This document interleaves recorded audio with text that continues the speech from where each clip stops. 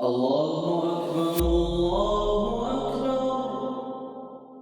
learning in this dua that we don't ask Allah for things that other people have. We ask Allah for things that are best for ourselves. Don't live a life of comparison. Get Allah to give you what is right for you. Sometimes Allah gives other people things that He doesn't give you. But you will have to ask Allah from within what He has given you. Give me something that I can put to work like nobody's business. We don't separate worldly life from spiritual life in this Islam. We submit our worldly life to a higher goal.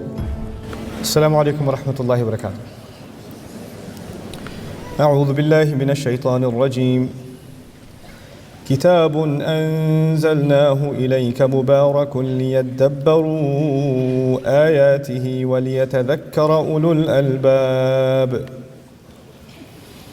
ووهبنا لداود سليمان نعم العبد إنه أواب إذ عرض عليه بالعشي الصافنات الجياد رب اشرح لي صدري ويسر لي أمري واحلل عقدة من لساني يفقه قولي فالحمد لله رب العالمين والصلاة والسلام على أشرف الأنبياء والمرسلين وعلى آله وصحبه أجمعين ثم أما بعد فأعوذ بالله من الشيطان الرجيم قال رب اغفر لي وهب لي ملكا لا ينبغي لأحد من بعدي إنك أنت الوهاب رب اشرح لي صدري ويسر لي أمري واحلل عقدة من لساني يفقه قولي آمين يا رب العالمين.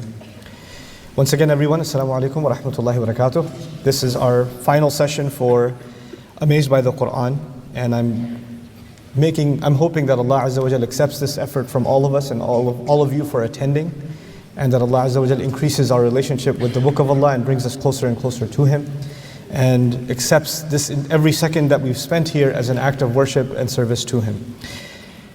What I want to share with you in this session, inshallah, is a dua of Sulaiman alayhi salam that stands very unique in the Qur'an, because at first glance it seems like he's asking for something very materialistic.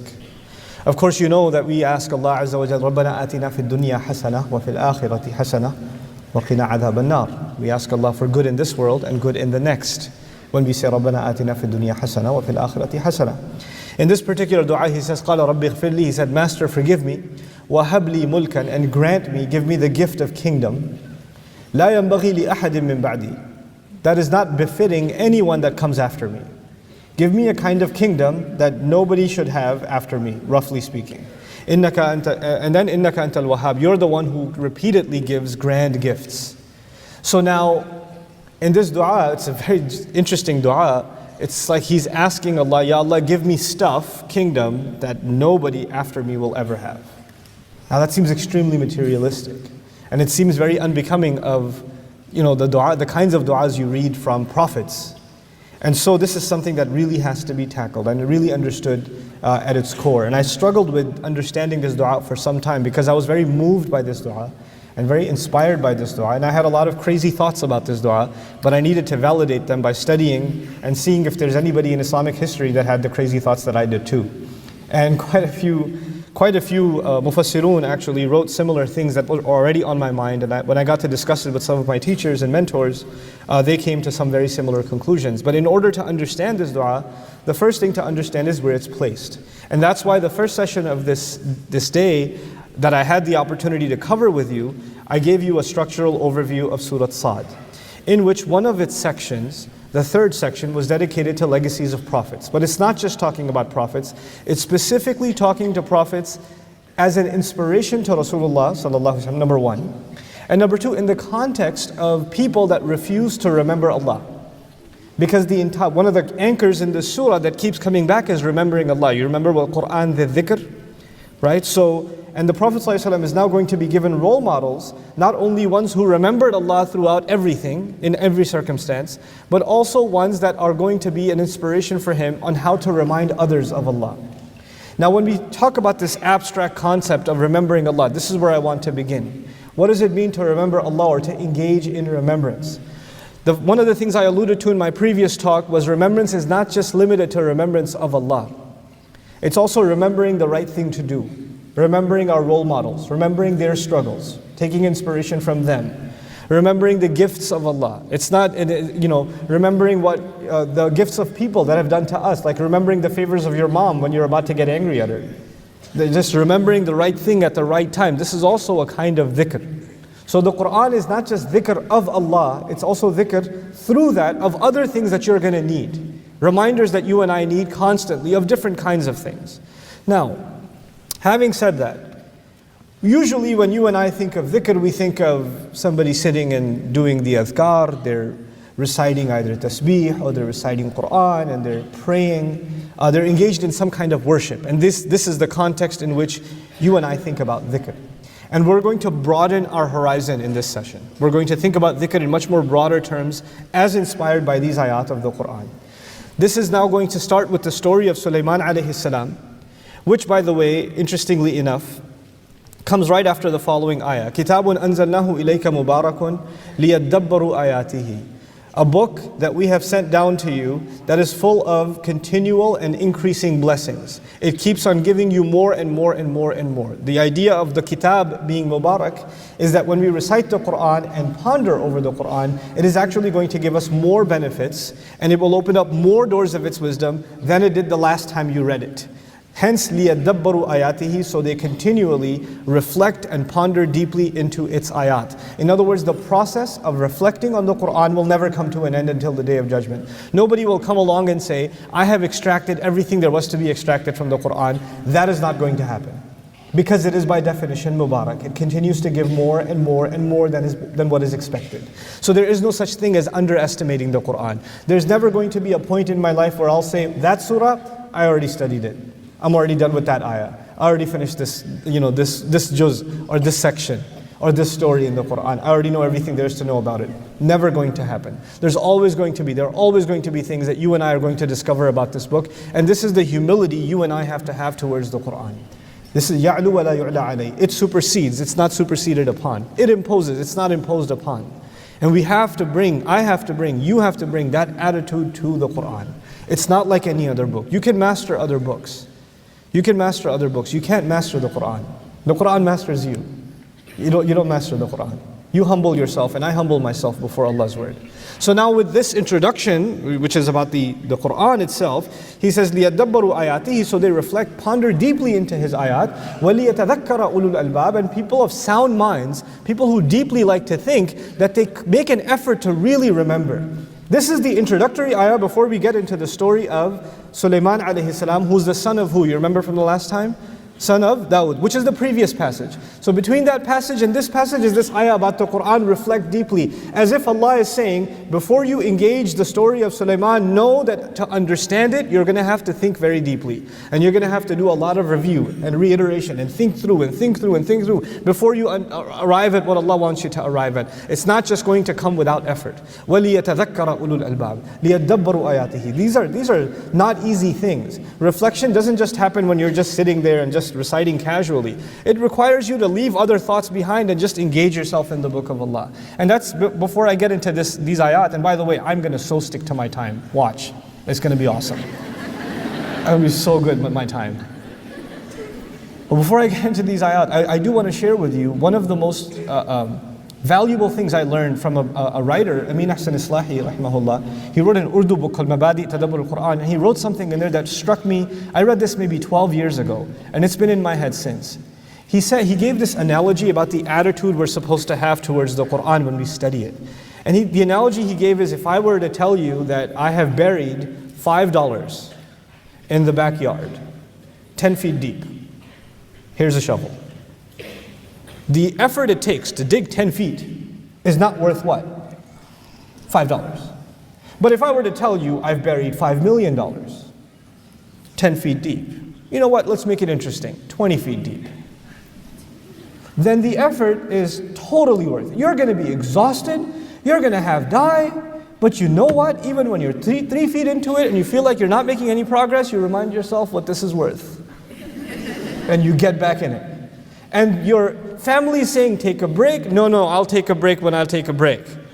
When your body can't take anymore and you collapse, and as soon as you wake up, you don't think about food, you think about digging again. Because you know what the effort is worth. In other words, human beings apply effort. By nature, we exhaust ourselves when we know something is worth it. And so he made the argument that if somebody doesn't have time to reflect on the Qur'an, Maybe they just they haven't internalized what it's worth. They just haven't internalized what it's worth. Because if they did, they'd drop other things and they'd make time to reflect. It wouldn't be a casual endeavor for them. It would be something totally worth it. And actually the reflection on the Qur'an, أَمْ عَلَى قُلُوبٍ أَقْفَالُهَا, the cost of it, it's not just there's a treasure that lies underneath, which it does. It certainly does. But as a matter of fact, people who don't reflect on the Qur'an, Allah complains they have their own locks placed on them. It's a very serious matter, tadabbur in the Qur'an. It's not a casual thing. It's not something for the scholars to do or for some group of people to do that, the rest of us are off the hook. They can do the reflections for us. As a matter of fact, tadabbur, the idea of pondering over the Qur'an, learning its meanings, learning the basic meanings, studying a tafsir or something like that, but then your own engagement with the book, your heart and soul engrossed in the word of Allah. That is something Allah wanted for every single human being. This is one of the things that makes our religion beautiful, is that we actually don't have intermediaries between us and Allah. Allah speaks directly to every single believer, right? And He didn't impose on us this artificial hierarchy that, unless you do this, and this, you cannot engage with the book of Allah. No, He opened this book to all of humanity. As a matter of fact, He invited all of humanity to reflect on it. And unfortunately, we've got a culture in which we confuse learning from reflection, right? There's a bare minimum every Muslim should try and learn. Right? And there's some things, فَاسْأَلُوا أَهْلَ الذِّكْرِ إِن كُنتُمْ لَا تَعْلَمُونَ. If you're in your own reflections, if you don't learn, you can't reflect. So you're on a constant journey to learn. But this unfortunate kind of attitude that until you become a shaykh, you shouldn't even think about the Qur'an. This is a disservice to the book of Allah. This is not what the intent ever was. There were plenty of people in our history, even from the Sahaba generation, who were not very knowledgeable in the Qur'an. They knew very little Qur'an, but whatever little they knew, they pondered over. They reflected over. They constantly mulled over. This is something that deserves our time. And this is not just an intellectual exercise. The Qur'an makes it very clear. Hearts get locked. It's a spiritual exercise. To ponder over what Allah is saying is a spiritual exercise. And it will open up your heart. Now, having said all of that, وَوَهَبْنَا لِدَاوُدَ سُلَيْمَانَ, we gave the gift to Dawood, we granted him the gift of Sulaiman. So Allah is saying by the taqdeem li Dawood, that Dawood especially, given the things that he had done and the way that he had carried himself, and we already learned that he became a better and better judge in the previous passage, even though I didn't go through the whole thing. Allah decides to give him the gift, him in particular, of Sulaiman. That's captured in the language of taqdeem. It's brought a little bit earlier. And so from it, the Prophet is being taught, sallallahu alaihi wasallam, that the way he's carrying himself, Allah will make sure that his legacy will be continued. That will carry on. Just like we gave to Dawood, who did we give? Sulaiman. Now, about Sulaiman alayhi salam, ni'mal abd, what an incredible slave. This is very important, folks. Allah did not say ni'mal nabi, and He doesn't normally praise prophets in this way. It's like a unique praise that Allah gave. Very rarely is this kind of praise given. What an incredible slave. Ni'mal abd. Innahu awwab. And awwab also is actually from a'ib. A'ib is hard to pronounce, but a'ib in Arabic is someone who comes back. Ya'udu qalbuhu, they say. His heart comes back. Awwab, it's called sighatul mubalagha, the one who keeps coming back to Allah repeatedly over and over and over again. In the introduction to Sulaiman, we're learning two things in the Qur'an. Here, we're learning two things. One, that he's an incredible slave. He's not just a slave, ni'mal abd. What an amazing slave of Allah. Allah is proud of this slave of his. Number one. Number two, that his quality that makes him a really amazing slave is his heart keeps turning back to Allah over and over and over and over again. This is a constant practice. This form of Arabic, awwab, fa'al, wahhab, it's Allah's name, wahhab comes. Allah gives gifts over and over again. Khabbaz, the guy who makes bread over and over again. The baker is called a khabbaz. A qassas is someone who keeps making, who chops up, meaning the butcher, over and over again. So here, awwab, someone who keeps turning back to Allah continually and repeatedly, he does so. This is going to be important because there are certain things said about Sulaiman alayhi salam which are found in Tafseer, and we respect those opinions, that they never sat, I didn't find them convincing because of the language of the ayah. The ayah itself explicitly never said what was said about Sulaiman alayhi salam, nor is there any particular authenticated narration of this sort. But it certainly is found in Israelite literature, Banu Israel's narrations. So we'll get into that story because all of that will lead into that dua that I started with. We have to have that background. إِذْ وَرِدَ عَلَيْهِ بِالْعَشِيِّ الصَّافِنَاتُ الْجِيَادِ. Amazing. by the evening time, or as the evening is about to set in. Al-Ashi is used typically in Arabic for the time between Asr and Maghrib.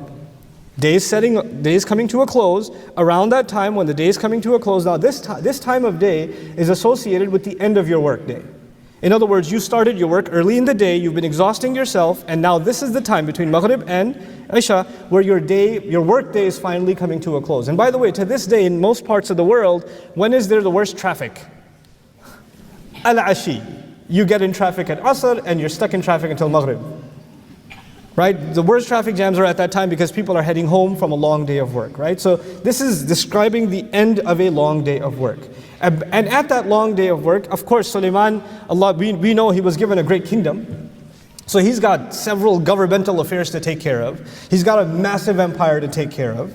He's got huge issues, internal issues, external issues, civil issues and domestic issues, and then on top of that, war issues and other matters to deal with. It's not an easy job that he has to handle. On top of that, he's a prophet, so he's got spiritual matters to take care of for his entire community, not only administrative, governmental matters. So Sulaiman is carrying quite a load.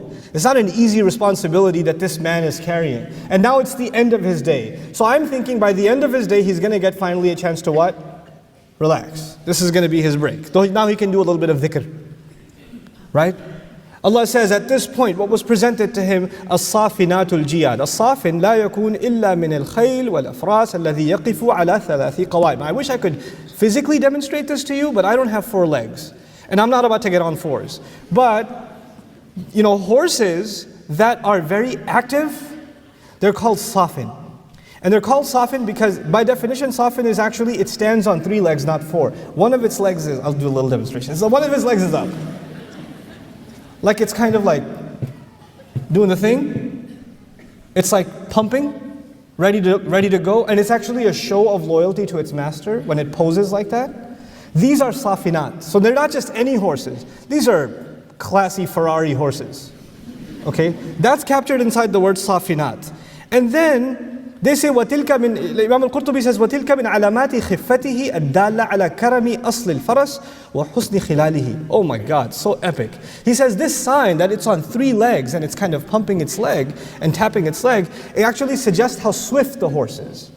And how it comes from an elite branding. You know how, because this kind of posturing, they do this for expensive horses. Typical horses just stand on 4 legs. But the ones that are taught to posture properly, the ones that are bred in expensive breedings and have higher class breedings, that sort of thing, they're the ones that do this kind of posturing. So it's illustrating that these are some really exotic horses that he's got, that have been presented to him. Then on top of that, وَحُسْنِ خِلَالِهِ, that they're amicable, in other words, they're loyal horses. They're not wild horses, they're ready to serve their master. So now the first word we presented is, it's evening time, or it's almost evening, it's almost Maghrib, and he's being presented these horses, these beautiful horses. And the second description of these horses is al-jiyad, jam'u jawad, wa huwa al-faras dul-jawda, ay al-nifasa, or al-nafasa. They say the word jawad, or jiyad is used here. The second quality of them is for very elegant, graceful, beautiful horses. So they're like shiny and like, wow, that's a horse. Jada, from it comes the word ajada, to be good at something in Arabic. From it comes the word jayyid, you may have heard jayyid, good. Or reciting something properly or smoothly, tajweed. Enunciating things. Very defined, cut, the legs and the muscles of the horses are very well cut and defined. So these are really, really nice horses that are now being presented to him. By the way, these safinat, al-jiyad, from the description in the language, it's already clear these are battle horses. Because they are cut up, they're muscular, they're ready to run. And now they're being presented to him for inspection. What is Sulaiman's job? What did I already tell you? What is his job? Alayhi salam. He's a prophet. He's a ruler. He's a ruler of a massive, expansive empire. He's been exhausted the entire day. The day is coming to an end. And now the cavalry, by the way, Sulaiman alayhi salam's army includes all kinds of animals. And all kinds of things. You guys already know this from other places in Qur'an. But now the cavalry is being brought in. And he's going to check, it's being presented to him. It's being brought to him. You should inspect it yourself. Man, I got other things to do. Can't somebody else do this part? But Sulaiman alayhi salam goes and he wants to check them himself. He wants to look at the horses himself. فَقَالْ. Now this is the part that the interpretation that's commonly given, I will share with you first. And then I will tell you that I completely disagree with it with all due respect and share with you what I find far more convincing. And you can make up your own mind. I do not impose my convictions on you, but I don't hide them either. Okay? So at the first, let's just see how it's typically translated or understood. فَقَالَ, therefore, when he saw the horses, he said, إِنِّي أَحْبَبْتُ حُبَّ الْخَيْرِ, that I certainly have fallen in love with the love of good. And the good is used in Arabic many times for horses. Like the ultimate good for the Arabs was horses. Right? So the language here in the Qur'an suggesting that when he sees these epic, glamorous horses, he says, I have fallen in love with the love of good. It's almost like this king who's got a car lot full of Ferraris and all of them are ring, ring, you know? And he's like, yeah, I love this good stuff. I love my horsepower. You know? عَنْ ذِكْرِ رَبِّي. But out of love of this good of mine, he's checking on the horses, this love has taken me away from mentioning or remembering my master. So the story goes, that's attributed here, is that he was taking care of his horses. And he was so busy with these horses that, and what time was it, by the way? I forget.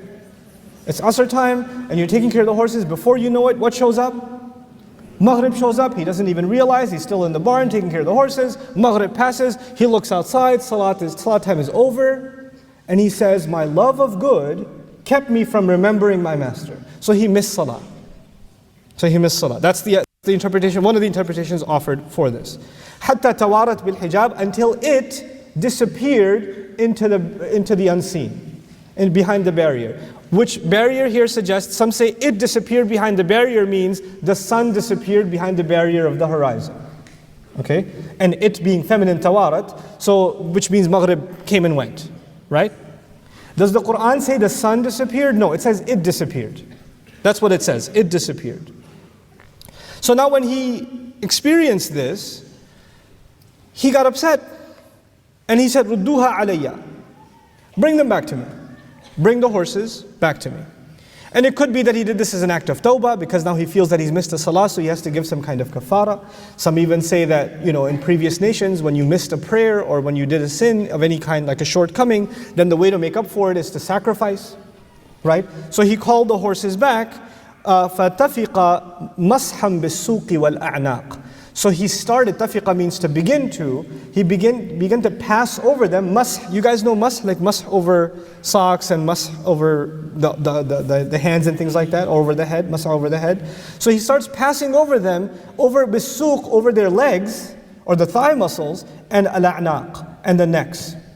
He starts passing over them. So some add the interpretation here that what it means by passing over them is he took a knife and he passed it over them. He went and he chopped them legs and he cut those necks. So he basically slaughtered those animals. And then the discussion follows in much tafseer that he slaughtered them as an act of sadaqah. Of course, when you slaughter these animals, you're going to give them in charity and so on and so forth, right? So that's what he's going to do. Now, before we go any further, I'll share with you why I disagree with this. And these were my own thoughts until I read Razi, and it was almost entirely echoed. Razi mentions all the opinions and mentions at the end what he thinks, and I find it highly convincing because I was already kind of convinced of it. So here's what it is. First and foremost, the Prophet ﷺ is being given role models in remembering, because this surah's theme altogether is remembering. So it defies the idea that Allah's Messenger ﷺ is going to be given a role model who himself forgot what? The prayer. That's the first problem here. The second problem here seems to be that this messenger is from the legacy of Dawood alayhi salam. And Dawood alayhi salam, we know, was someone who kept coming back to Allah, making tawbah himself. That's already been described. And he's a continuation of that legacy. So he's been trained well by his father. And so Allah says, we gave him the legacy was carried on by the son. Why would this doesn't seem like a very good carrying on of the legacy if the prayer was missed over something like what? Horses. A bigger problem Razi even mentions is, later on, Sulaiman will be given even a bigger kingdom. Not just horses. Allah will give him the wind. Allah will give him jinns that can dive deep into the oceans. Allah will give him all kinds of resources that are way beyond the resources that are what? Horses. So if the horses were enough to distract him, then there should be far more distraction now. You understand? Like, that it won't add up. But then there's another problem. It's simply solved. He says, actually the word an dhikri rabbi, I have fallen in love with the love of good. Here's where things get really, to me, inspirational. I have fallen in love with the love of good here means that Allah has given me these incredible horses, these beautiful, well-bred, muscular, agile horses as resources to do good. Allah has given me good things so I can do good things with them. So khair actually in the Arabic language and in the Qur'an suggests two things. It suggests good material things, and it actually also means good deeds. Khair is used for good things and good deeds. Now there's a duality of meaning. I love to do good deeds, but in order to do more good deeds, you need more good material resources. I'll give you a personal example. I've been teaching Arabic for a very long time. When I didn't have the resources, I was teaching it in my living room. And there were a few of my friends from the neighborhood used to come and I used to teach them on a dry erase board. It was good. But now 15 years later, the organization that I started on my laptop has some more resources.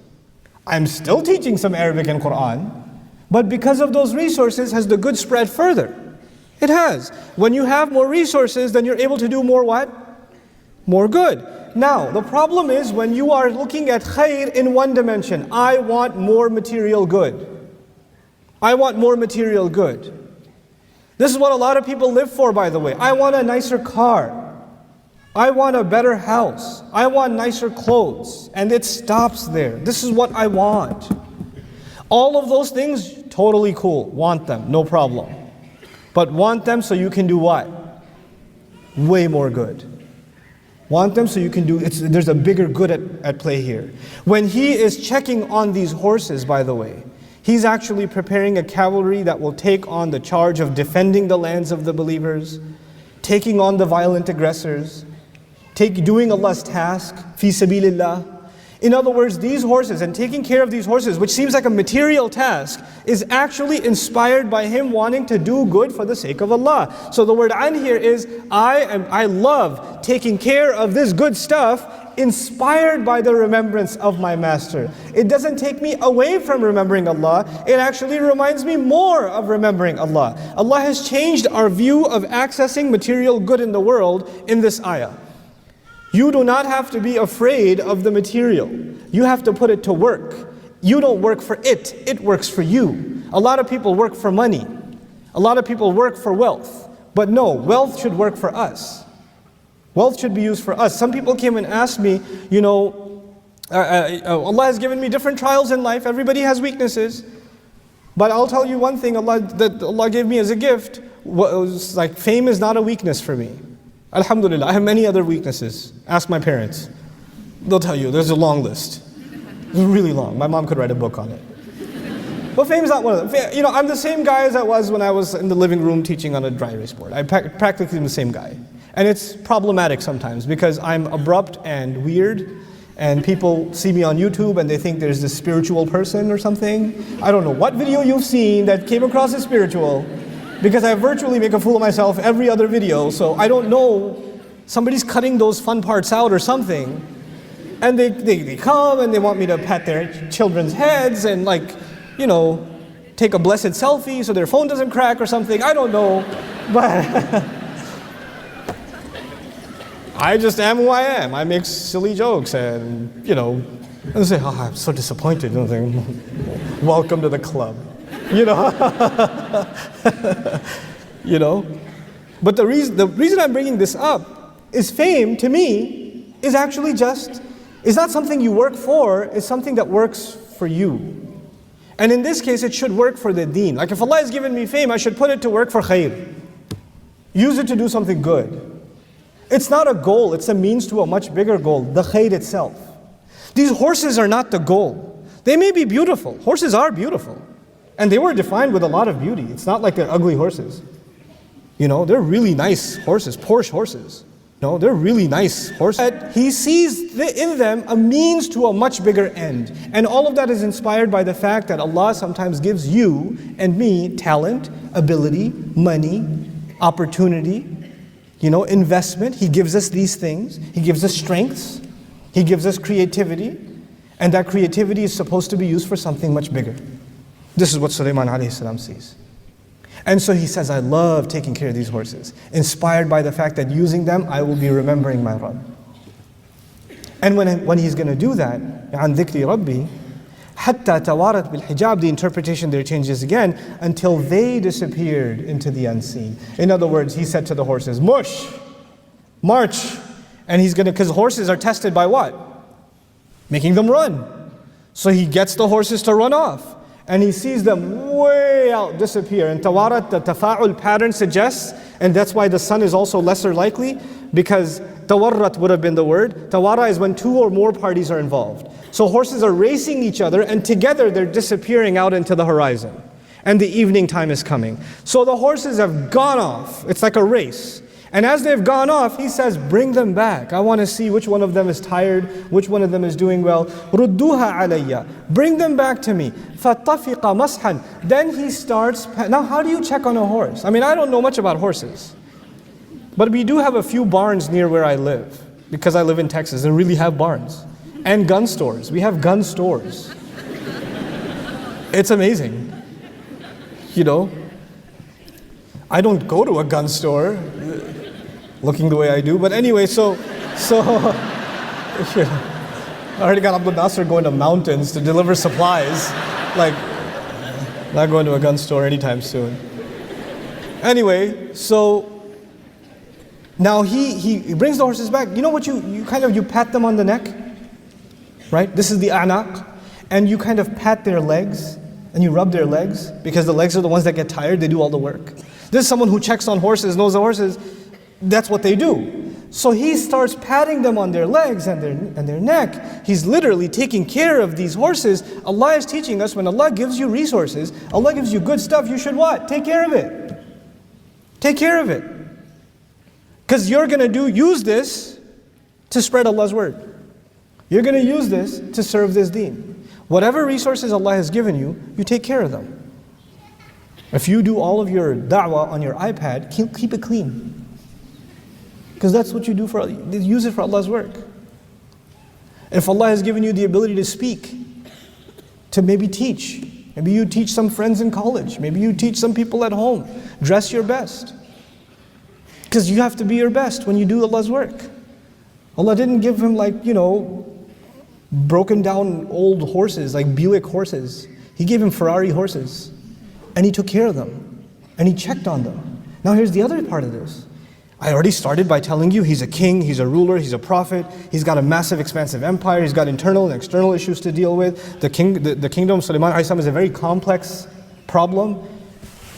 So this should be a micro task that is not befitting him. He should get some servant to do this for him. Just make sure it gets done, isn't it? But he realizes something. No matter how big he gets, there are some things that he just still wants to have his hands directly on. He doesn't want to lose sight of who he is. And he doesn't want to lose sight of the fact that no task is insignificant. He wants to leave himself as a role model for his followers, because he's also a prophet. And for a prophet, serving Allah is never beneath him. You know, it's like the CEO saying, that's the secretary's job, I'm not going to do that. No. Or the imam saying, that's the janitor's job, vacuuming the masjid. I'm not going to do that. That's beneath me. My job is to give the khutbah and I'm going to leave. I got the VIP tasks, you got the lower end tasks, right? In this ayah, what we're learning is that Sulaiman alayhi salam, given the status that Allah had given him, he did not actually make a distinction between the smallest of tasks and the biggest of them. You learned this about Sulaiman alayhi salam on multiple occasions. You know how big his army is, right? And it's got birds, it's got, and birds, if you've ever seen birds flock, they're countless, literally countless. And you find another place in the Qur'an, he sees the flock of birds, thousands in number, of different species. He says, Mali la ara al-hudud. I don't see hudud. He knows the bird by name. How does he know this bird by name? And how does he know this one bird is missing? Do you understand how meticulous his leadership is? That he checked on this one bird that came late? One bird. I teach class. I used to have 60 students. For 9 months I had 60 students. By the time you're done with 3 months, you know every one of them. You know where they sit. You know who's absent and not absent, but you know some of them, you only recognize them because they ask dumb questions. They ask questions from 2 days ago. I have a question. So when you're expecting it about 7 minutes into the class, you're going to get, I have a question. And you don't get it, then you say, hey, where's Bilal? Like, you only notice them after you had an expectation. But Sulaiman's, Ali Sahib, his insight, his view of his flock, his followers, it's incredible. And so what we're learning here is that you and I are never too big for the little things. We're never too important for the little things. There's no such thing as insignificant. There's no such thing as an insignificant task. If it's important, patting on the neck of a horse and patting its leg is important enough to be put in the Qur'an as an ayah, come on. That's a pretty big deal. That's Allah's way of teaching that don't belittle the tasks that you do. Sometimes you're involved in work for the deen, like you're working for an Islamic organization, a da'wah organization, an Islamic school. There are lots of people that help put this program together, for instance. I'm standing here on the stage with the mic behind me, but there are people that are running cameras, there are people running logistics, there are people checking emails, there are people answering questions, there are people running security, there are people, all these people, and you guys don't see them, you guys just see the guy with the lights on them. But you know what? What they do is not any more or less insignificant than me. It's all one team, it's all one group of people, and to Allah, they're all on stage. Like to you, I'm on stage, but to Allah, they're all on stage. And actually to Allah, some of the people that are in the back babysitting children are maybe far more valuable than me. Because that's how Allah gives value. No task is insignificant. Oh, I'm just a volunteer. No, you're a volunteer. That's a big deal. You understand?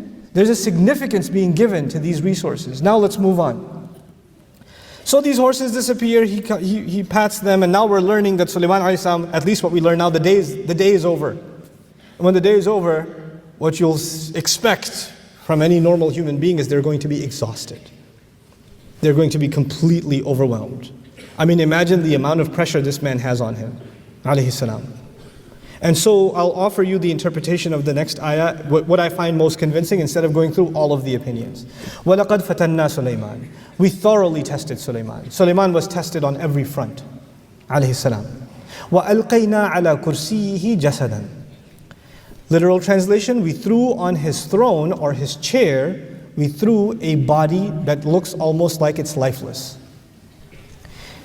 The interpretation I find most convincing is literally that Allah Azza wa Jal threw him on his throne and he's so exhausted that he can't even get up. He's so burnt out by the work that he has to do. Allah has given him an incredible amount of resources, and he's so enthusiastic about taking care of the smallest task to the biggest task, and that's just humanly really difficult to pull off. That's just way too much responsibility for one person, to the point where he's just collapsing. He can't even stand up. He's just thrown on his chair. And as he's, lies there, by the way, when you're that exhausted and you're in a position of leadership, that's when you start complaining and go in a bad mood. I'm so tired. I don't have any good help. Nobody even helps with the horses. I've got this front over here, I've got a civil war going on over there, I've got this general who's got this problem, I've got this, got that. And nobody's taking care of business. Instead of complaining, what does he do? He's on this chair, ثُمَّ أَنَابَ, then he repented. He came back to Allah. This is the difference between decent people and indecent people. You have to understand this lesson before we go on. Because this is all working up to that dua, that one dua that I want to get to. What is the difference between decent people and indecent people? I'll tell you the example of decent students and indecent students. That's my favorite way to do this. A decent student and an indecent student both take the same test. They both fail. They both failed. The decent student comes up and says, Ustaz, I should have done my homework. I should have been reviewing from a week. I had these questions and I got lazy and I didn't ask and I didn't seek the extra help and I crammed and I tried to study 2 hours before the exam, and that's why I failed. The indecent student comes up and says, this curriculum is very complicated. Also, the hours are very inconvenient. I mean, my fajr starts at 9 a.m., and you guys start at 8 a.m., which is like the Hajj time. Also, where I'm sitting in the class is very inconvenient because there's a really skinny guy on this side, a really fat guy on this side, and it's just awkward for me. And, Also, and it's Texas, it's really hot. And also, Ustad, sometimes you're really boring. And that's why I can't pay attention. And also. They both failed. One of them comes forward and says what? It was my fault. The other one comes forward and says what? It's the entire universe's fault. The only one not at fault is me. Everything else was wrong. You understand? Now I'll give you another example of decent and indecent people to understand this. You did your very best. You did your very best. You put every ounce of effort in, for example, putting a program together. Right? You did the advertising, you did the marketing, you did the logistics, you did the paperwork, you did this, you did every dot was every T was crossed, every I was dotted, every single detail was taken care of, and yet the program got canceled. It didn't work out. Decent people, who do they blame? Even though they did everything right, you know who they're going to blame? Themselves. I must not have done something right.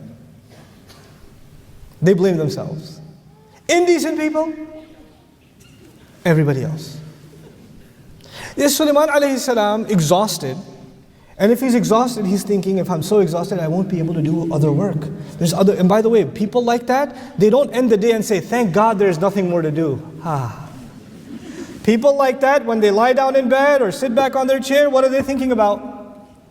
The 80,000 other things that did not get done, isn't it? And now he doesn't even have the energy to get up and get those things done. So at this point he's feeling incapable, and yet he acknowledges something about himself. It must be something wrong with me that Allah didn't give me the energy to be able to do this. So he starts repenting to Allah. And then he says to Allah, this is the dua. This is the dua that this session is about. قَالَ رَبِّ اغْفِرْ لِي. He said, Master, forgive me. Forgive me for what? He did everything right. He exhausted himself in Allah's service. This is the attitude of someone who will serve Allah's deen, inspired by the Prophet Sulaiman alayhi salam. You and I, whatever we do to help make the world a better place, whatever contribution you make, it's not going to be perfect because we're human beings. He's not asking forgiveness necessarily for sin. He's asking forgiveness that his good may not have been good enough. It's a big difference, guys. Big difference. This is the same reason that you have Ibrahim alayhi salam, after passing all of his tests and building the Kaaba, saying, Tub alayna, accept our tawbah. Tawbah for what? Building the Kaaba? That's a good thing. But maybe I didn't put the brick just right. Maybe I didn't do this right. Maybe there was something missing. It's Allah's house after all. A lot of pressure. Maybe I wasn't perfect. Accept my tawbah. Accept our tawbah. We're going to do good things, and instead of patting ourselves on the back, we're going to do good things and say, Ya Allah, forgive the shortcomings even in the good things that we did. I have to hold myself and you have to hold yourself. Those of you that are still awake, right, might come up to me because you feel bad for me and come up and say, Ustad, that was really nice. And even if you say that was really nice or you don't say it, whether everybody said that was really great or nobody said it, I have to ask Allah for forgiveness because I know it could have been better. I have to know I could have held myself to a higher standard. This is what people have to push themselves to. They have to keep pushing themselves. They don't have to be perfect. They don't have to be the best, but they certainly have to be better. They have to keep pushing themselves to be better. Master, forgive me. Then he says, وَهَبْ لِي مُلْكًا, and then give me the gift of a kingdom. لَا يَنْبَغِي لِأَحَدٍ مِّن بَعْدِي. Ya Allah, give me the gift of a kingdom that is not becoming, it doesn't fit anyone that comes after me. Yeah, by the way, mulk in Arabic has a couple of meanings. It means kingdom, it actually also means qudra, capability. Ya Allah, give me the capability that nobody after me will have. Why? Because I have more resources right now. I have more at my disposal. I have more ability to do more good than anyone has ever had. I've got this incredible opportunity. I just don't have the energy, the capability to take care of all of this and put it to use. What good is having, this amazing machine, but you don't have the strength to operate it? Ya Allah, I need the strength and capability to operate this machinery, so give me the energy to make full use of the resources that you've given me. Give me the power to do that. And he also recognizes, because he's a ruler and he is a politician too, along with being a prophet, he realizes that when that much power is in the hands of a human being, when that much power comes in the hands of a human being, then power corrupts. And absolute power corrupts? Absolutely. So Ya Allah, even though you are going to give me a lot of these resources, I am not hoping that these resources continue and you pass it down to somebody else, because in the wrong hands, those same resources will produce all kinds of corruption on the earth. This same machinery that's going to be used for good, those same horses that are going to be used to serve a good cause, can also be used to spread evil on the earth. True or no?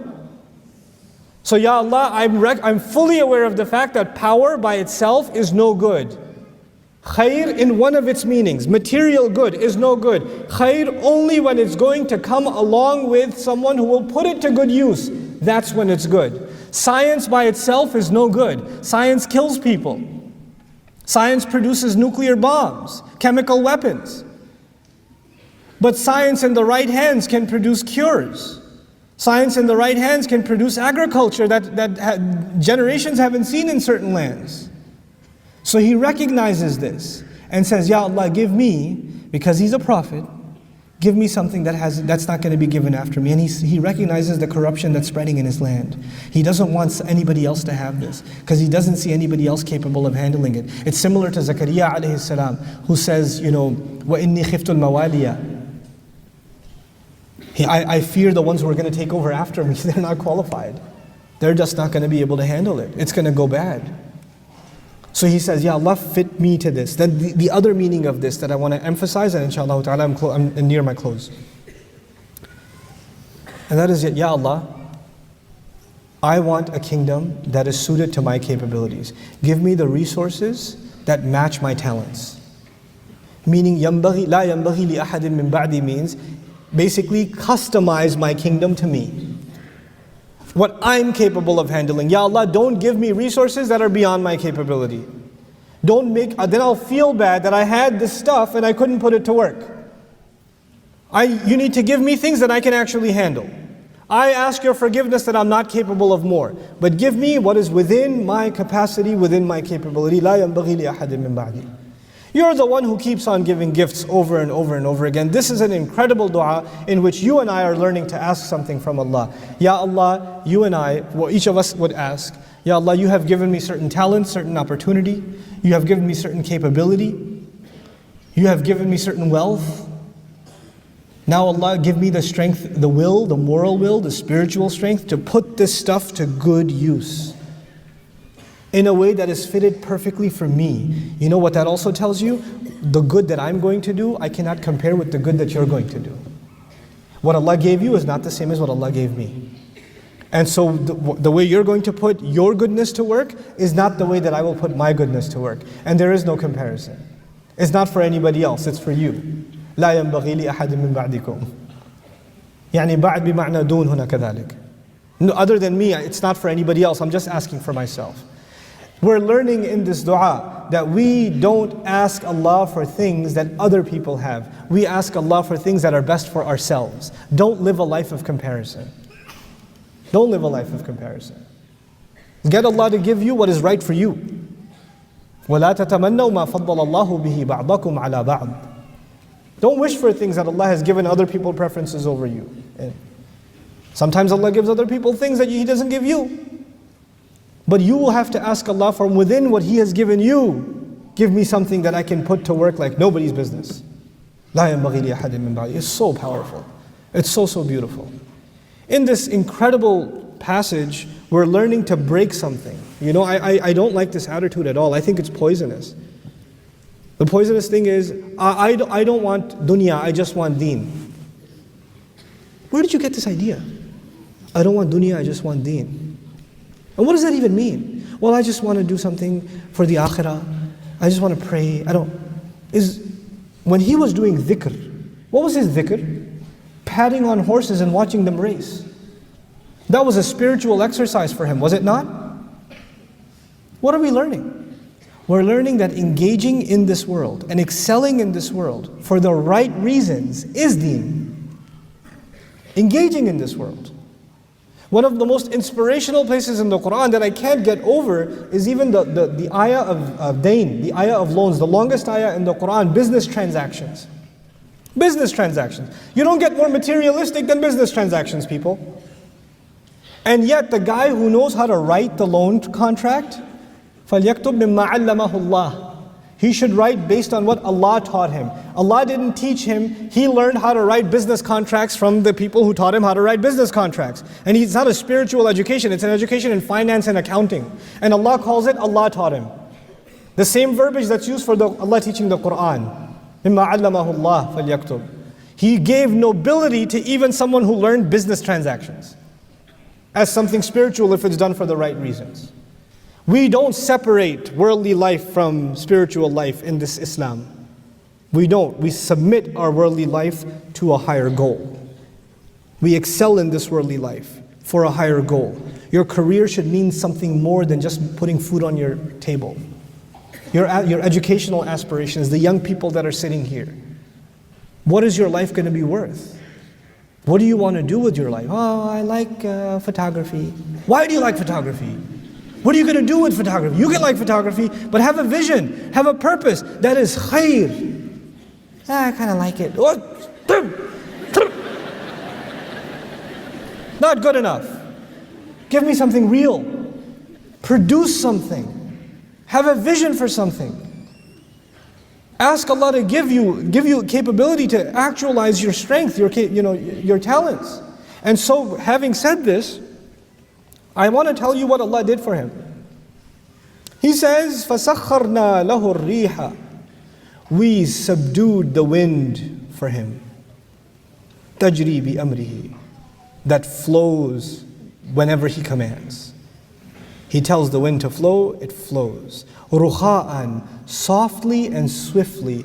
حَيْثُ أَصَابَ. Whichever specific direction he wants it to go. Not only does he have an army, he also has a navy. When you have a navy, you have these major ships. And back then they don't have engines. So how does the ship sail? With the sails, right? And if the wind is going in the wrong direction, it's much harder to sail. He can actually tell the wind, 45 degrees, due north. And it's going to go exactly where it wants him to go. And then he reaches a point where they want to fish. And the waters are turbulent, because of the wind. He can just tell the wind to what? Stop, we're parking here. And he can turn the middle of the ocean into a parking lot.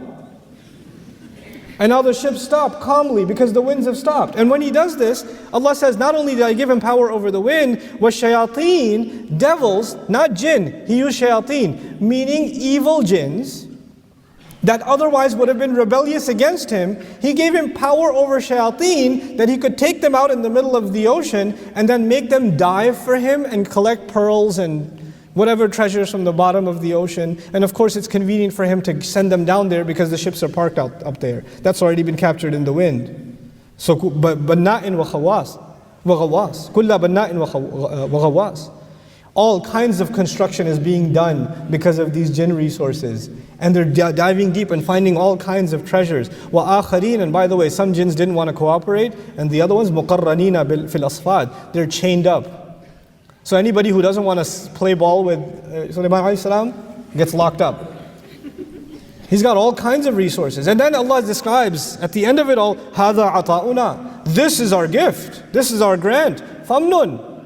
Give it to whoever you want. Use it freely. Don't be cheap with it. Now we're learning that when Allah gives you resources, you don't hold them back and say, no, we need to conserve it for the next 10 years. Famnun. Give, grant. When you see an opportunity to do good, invest in people. Invest in resources. Invest in institutions. We keep thinking about saving. Allah says, no, you need to think about spending. I'm giving you, you spend.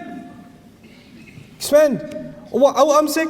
Or you can hold back too, if you want. If you see that there's something you spent in, and you invested in, it's not producing as much good as you thought, pull back and invest in something else. Put the resources in something else, put the manpower in something else.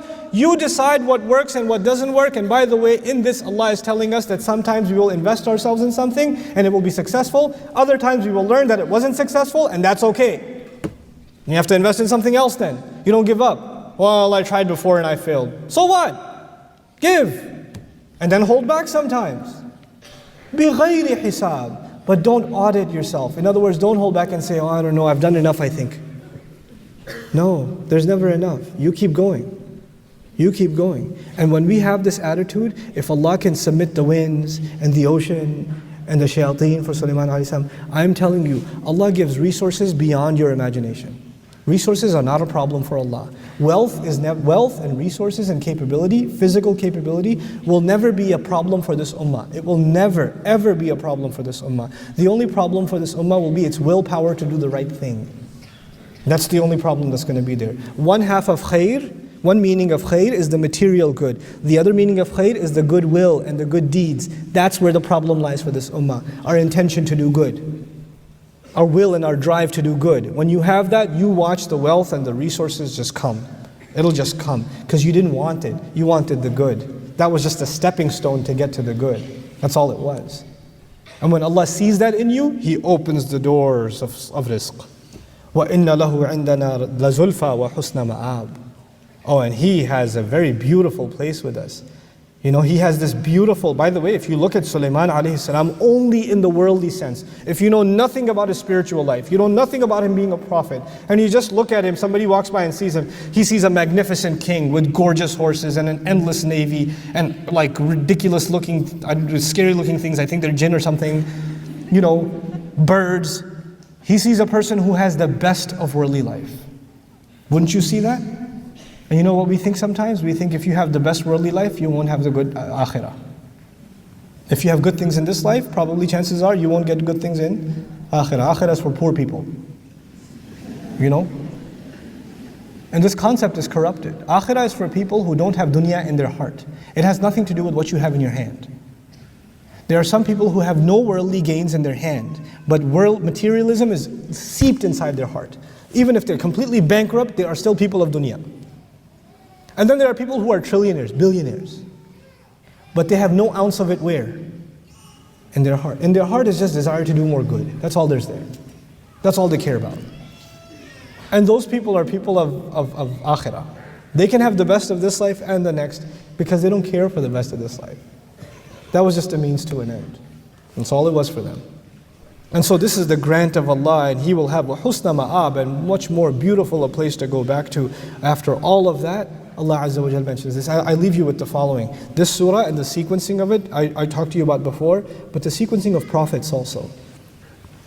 Immediately followed after this is Ayyub alayhi salam.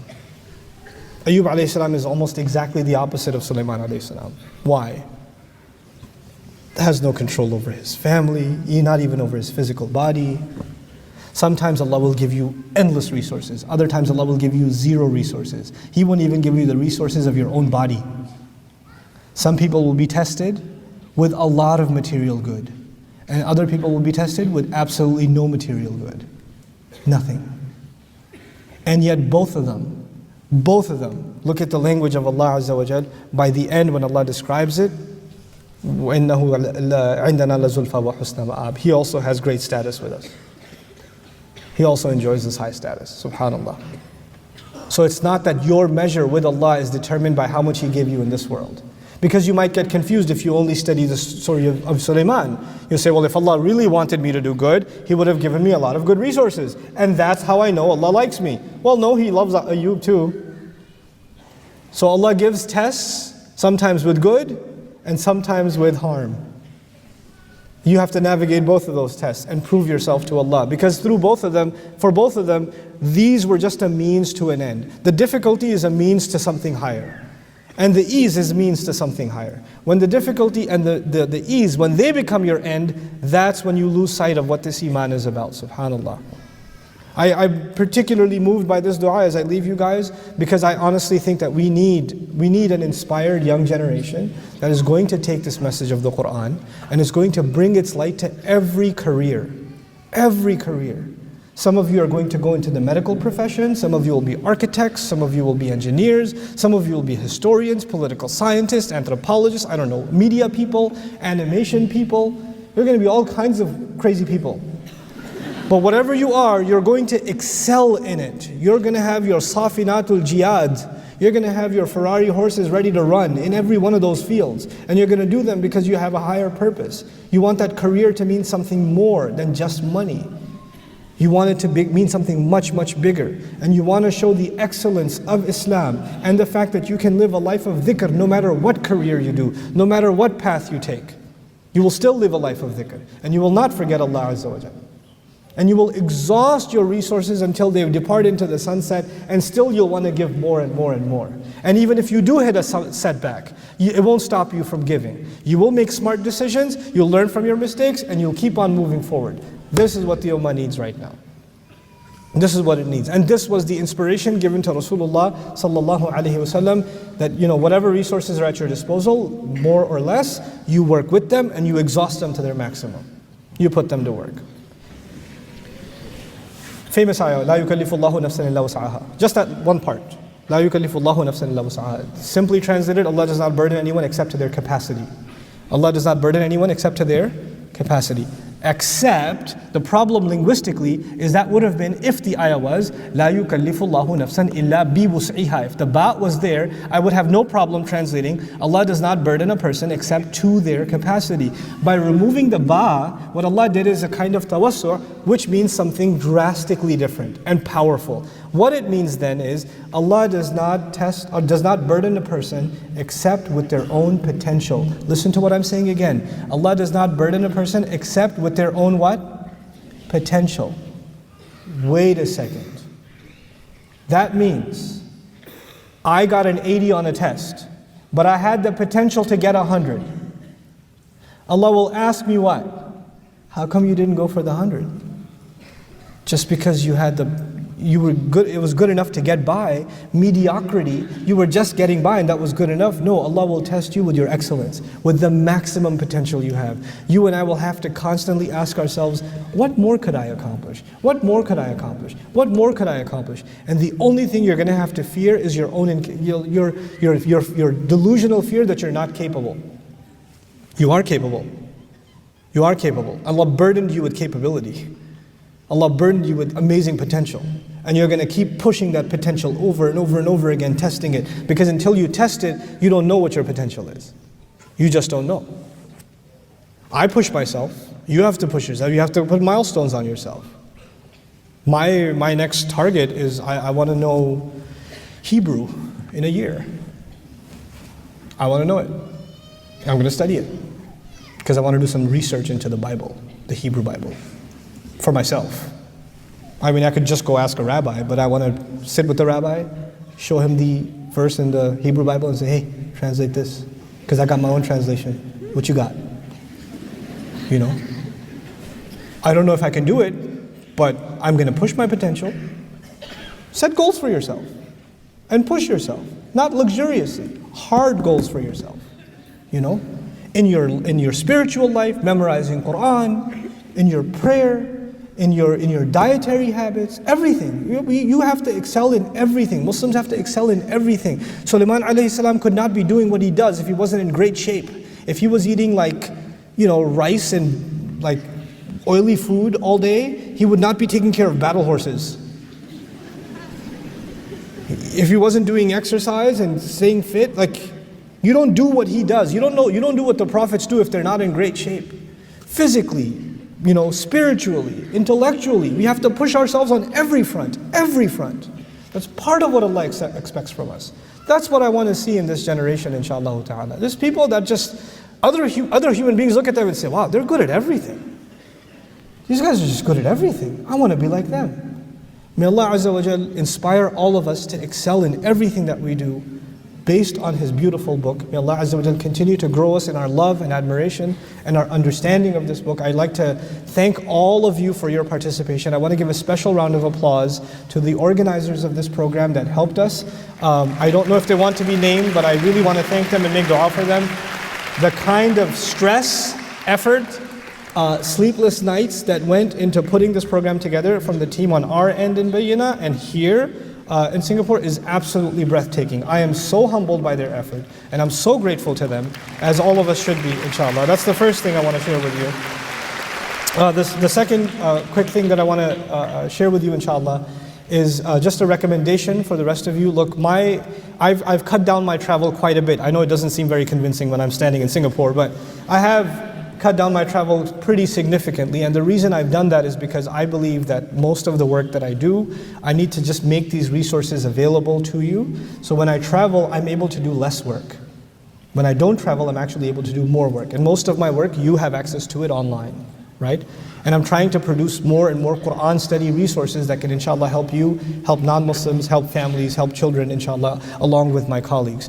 And if you'd like to support that effort, I'd like you to participate in Bayyinah TV.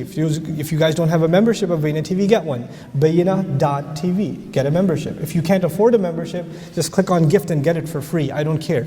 But be part of it. Because every time somebody benefits from the good that we do, Allah gives us more. He gives us more capability, He gives us more blessings, and we're able to do more, and I've seen it happen. I've seen it happen. I want to get to a point where inshallah ta'ala, Bayyinah Institute has Qur'anic Arabic programs, Qur'an education for young people, the Islamic education, history education being offered all over the Muslim world.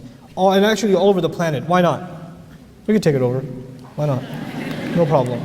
And if people like you are going to support us, and you're going to be our ambassadors, look, honestly, if you guys believe in our work, I believe in my work, I do. On the one hand, I acknowledge that I have many mistakes, and our team, they could always do better, but I believe in the work that we do. And I believe that if Allah Azza wa Jal was to take my soul tonight, I have a case to make. Ya Allah, I did something good. I did something good. Ya Allah, just give me, like, one person benefited over there somewhere. Just give me that one's reward and I'll be fine. Inshallah. But you know what? We have a potential. All of you can be like part of that ad-dal ala al-khayr kafa'ilihi. The one who points to something good is like the one who gets the reward of doing it. Right? When you spread the word about this resource, about Bayyinah TV, then not only are you benefiting, you're benefiting others, and every time they benefit, you're benefiting. And as a result, we're benefiting. And we're just, inshallah ta'ala, spreading this beautiful, beautiful book as it deserves to be spread. Hopefully we can do some justice to this book and some justice to this incredible, incredible, incredible deen. Thank you so much for your attendance. I'm so very grateful to all of you. You guys are going to be in my du'as. Jazakumullahu khairan. Assalamu alaikum.